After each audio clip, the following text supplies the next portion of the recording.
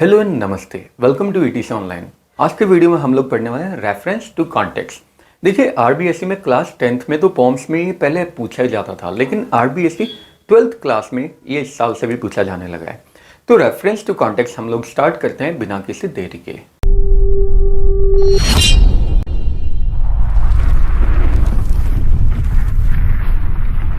तो देखिए, reference to context का मतलब है, जैसे हिंदी में हम लोग के पास आती है ना सह प्रसंग व्याख्या, मतलब किसी भी पॉम का एक पर्टिकुलर स्टैंजा गिवन होता है, हमें उसकी व्याख्या करनी होती है जिसमें प्रसंग आता है, संदर्भ आता है। बिल्कुल वैसे ही इंग्लिश में भी रेफरेंस आता है, कॉन्टेक्स्ट आता है और एक्सप्लेनेशन आता है, जिसे हम रेफरेंस टू कॉन्टेक्स्ट बोलते हैं। एक स्टैंजा हमारे पास गिवन होता है, उसी को हमें एक्सप्लेन करना होता है। मैं इस वीडियो में आप लोगों को बताऊंगा कुछ ऐसी यूनिवर्सल लाइन्स जो आप हर एक पॉम में यूज कर सकते हैं। वीडियो पूरा एंड तक देखना। सबसे पहले हम लोगों को लिखना होता है रेफरेंस। रेफरेंस का मतलब क्या है कि जिस लाइन के बारे में हम लोग बात कर रहे हैं, जिस स्टैंजा के बारे में हम लोग बात कर रहे हैं, वो स्टैंजा कहां से आया है, कहां से रेफर किया गया है। इसमें हम लोगों को एकदम सिंपल यूनिवर्सल लाइन लिखनी है। आप लोगों को रट लेना, कोई भी पॉम आए, ये रेफरेंस का नंबर तो आपका एकदम फिक्स्ड है। हमें लिखना है दीज लाइन्स हैव या फिर दिस स्टैंजा हैज। अगर हम लोग लाइन्स की बात करें तो लाइन्स के साथ में हैव आएगा, क्योंकि ये थर्ड पर्सन प्लूरल है। और अगर दिस स्टैंजा की बात करें तो ये थर्ड पर्सन सिंगुलर है, सिंगुलर वर्ब आएगा, हैज आएगा। हम लोग लिखेंगे दीज लाइन्स हैव या फिर this stanza has been taken, extracted, lifted, कुछ भी हम लोग यूज कर सकते हैं। फ्रॉम द पॉम, पॉम का नेम लिख देंगे, कोई भी पर्टिकुलर पॉम आ जाएगी। कंपोज्ड बाय, यहां पे हम लोग राइटर का नेम लिख देंगे, पोएट का नेम लिख देंगे और एक लाइन हम लोग ब्लैंक दे देंगे। देखिए, रेफरेंस टू कॉन्टेक्स्ट में रेफरेंस, कॉन्टेक्स्ट और एक्सप्लेनेशन, इन तीनों के मार्क्स होते हैं। जैसे मान लीजिए, अभी मुझे मार्किंग स्कीम तो नहीं पता, लेकिन लेट्स से 1 नंबर इसका होता है, 1 नंबर कॉन्टेक्स्ट का होता है और बाकी 4 नंबर एक्सप्लेनेशन के होते हैं। 6 नंबर का है 12th क्लास में। एक लाइन का गैप देना है, फिर हमें लिखना है कॉन्टेक्स्ट। अच्छा, कॉन्टेक्स्ट क्या होता है? इसके लिए भी यूनिवर्सल लाइन है। जैसे हम लोग लेटर राइटिंग की बात करते हैं तो उसमें सब्जेक्ट आता है। सब्जेक्ट किसकी बात करता है? जो भी हम लोग पूरा कंटेंट लिख रहे हैं, उस पर्टिकुलर कंटेंट के बारे में ब्रीफ आइडिया जो देता है वो सब्जेक्ट होता है। बस कॉन्टेक्स्ट में भी हमें ये ही बताना है, जो हम एक्सप्लेन करने वाले हैं वो हम किस बारे में एक्सप्लेन करने वाले हैं, वो पर्टिकुलर स्टैंजा किस बारे में बात करता है, एकदम ब्रीफ में हमें लिखना है, ज्यादा से ज्यादा एक लाइन में। और इसे हमें कैसे लिखना है? हम लोग लिखेंगे इन दीज लाइन्स या फिर इन दिस स्टैंजा भी लिख सकते हैं। The poet describes, tells, discusses, इन तीनों में से कोई भी एक वर्ड यूज कर सकते हैं। अस, अबाउट, अगर किसी बारे में बता रहे हैं तो अबाउट दैट, मतलब कि पोएट हमें बताता है कि, तो हम दैट यूज करेंगे।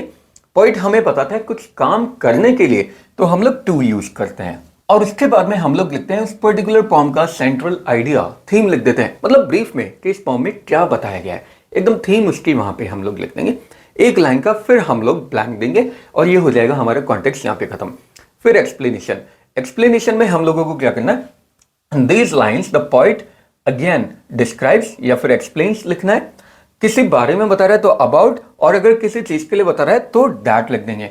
और फिर आ जाएगा पूरा का पूरा डिटेल्ड एक्सप्लेनेशन आ जाएगा पॉम का। अब सबसे इंपॉर्टेंट बात, आप लोगों को यहीं पे तो प्रॉब्लम आती है कि एक्सप्लेनेशन में डिटेल्ड एक्सप्लेनेशन हम लोग कैसे लिखेंगे। इसका मैं एक हैक बताऊंगा आप लोगों को, ट्रिक बताऊंगा, लेकिन वो वीडियो के एकदम एंड में बताऊंगा। अभी हम लोग एक एग्जाम्पल देख लेते हैं। जैसे यहाँ पे मैंने 10th क्लास की एक पॉम ली है, फायर एंड आइस। ये स्टैंजा है, some say the world will end in fire, some say in ice, from what I have tasted of desire I hold with those who favour fire. Solution, मतलब इसका reference to context हम लोग लिखते हैं। सबसे पहले reference आ गया, these lines have या फिर this stanza has been taken, extracted, lifted, कुछ भी लिख दो। फ्रॉम द पॉम, पॉम का नेम लिख दिया, फायर एंड आइस। जो भी हम लोग पॉम का नेम लिखेंगे उसे हम लोग इन्वर्टेड कॉमा में भी बंद करेंगे। कंपोज्ड बाय, कंपोज किसने किया?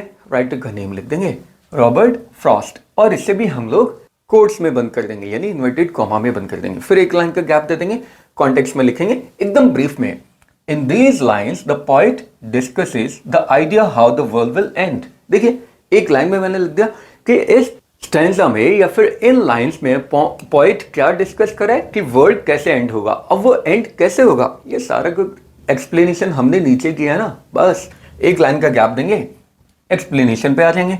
यहां पे हम लोग एकदम डिटेल में एक एक लाइन को एक्सप्लेन कर देंगे। ये पूरा एक्सप्लेन किया हुआ है।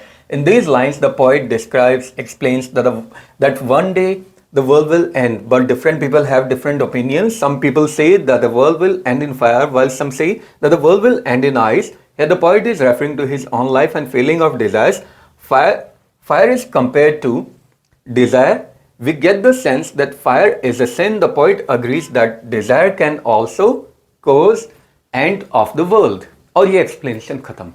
अब बात आती है, एक्सप्लेनेशन तो हमें पता था, अगर पता ना हो तो देखिए हैक बता रहा हूं, मतलब ये जुगाड़ है, जरूरी नहीं इससे नंबर मिल जाए, लेकिन हो सकता है नंबर मिल जाएगा. ये जो लाइंस है, 4 लाइन है, हमें वहां पे भी कम से कम 4 लाइन फिल करनी है एक्सप्लेनेशन में. मतलब ये वाली यूनिवर्सल लाइन तो आ ही जाएगी, in these lines the poet describes या फिर एक्सप्लेन्स कुछ भी. और उसके बाद में अगर आप लोगों को कुछ भी नहीं आता उस पोम के बारे में, एज इट इज ये सारी की सारी लाइंस लिख देना एक सेंटेंस के फॉर्म में. मतलब हर एक लाइन का हमें एक सेंटेंस बनाना है और 4 लाइंस हमें फिल कर देनी है. वो भी अगर बनाना नहीं आता तो कोई दिक्कत नहीं है, पूरी की पूरी पोम को एज इट इज लिख देना. क्योंकि मैंने बताया कि रेफरेंस का, कॉन्टेक्स्ट का और एक्सप्लेनेशन का अलग अलग मार्क्स होंगे, लेकिन वो मार्क्स हमें तब मिलेंगे जब हम एक्सप्लेनेशन लिखेंगे. अगर हमने रेफरेंस लिख दिया, कॉन्टेक्स्ट लिख दिया और खाली छोड़ दिया और अगर हमने सोचा मार्क्स मिल जाएंगे, बिल्कुल नहीं मिलेंगे. Explanation has to be there, तभी हमें मार्क्स मिल पाएंगे. तो रेफरेंस, कॉन्टेक्स्ट ये तो याद रखने वाली चीज है. एक्सप्लेनेशन में कुछ भी नहीं आता, जो भी पोम गिवन है एज इट इज लिख देना, बस. That's it.